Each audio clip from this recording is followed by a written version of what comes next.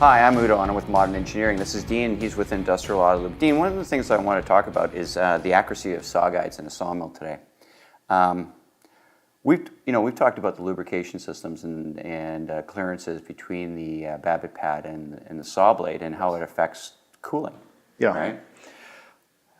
It actually all starts off with the saw guide.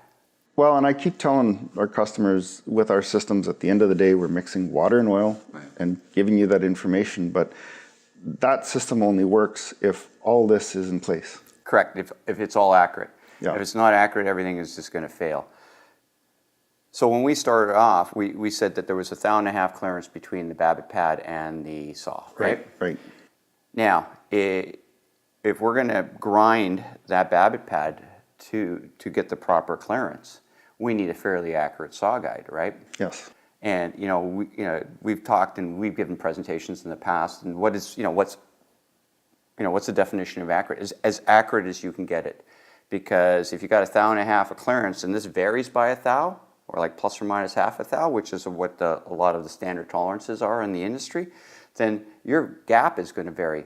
It could be 0.5 thou to 2.5 thou, right? Well, and that's what I mentioned before in one of the other videos, is that one of my customers, he did not have accurate guides, and he thought he had 1.5 thou clearance, and when they went and actually measured, it ranged from 3 to 28 thou. Right, because the typical practice is they take the first saw guide and they grind the clearance, and then they take the rest of them and grind them all, right? And if there's a variation, or he's got some worn out saw guides in that process, he's going to get bigger and smaller gaps.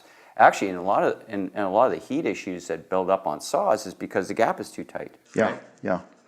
We've seen that often, but it's also interesting to note that once this is set up, any variation that you have, it magnifies as it goes down the line. Yes, I mean, especially if you have a double arbor gang or stuff, and everything becomes misaligned, and there's tons of issues.